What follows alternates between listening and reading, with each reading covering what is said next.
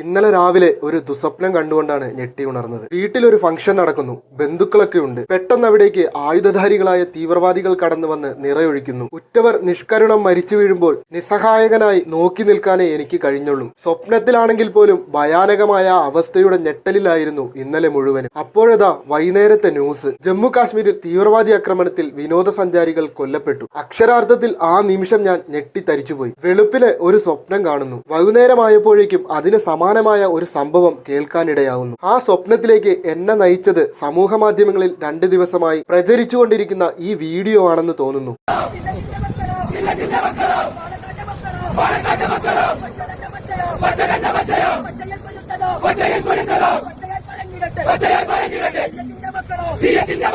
എന്തോ അത് പലവട്ടം കണ്ടപ്പോൾ ഉള്ളിലൊരു ഭീതി തോന്നിയ പോലെ. ഈ വീഡിയോ കൂടി ഒന്ന് കണ്ടു നോക്കൂ.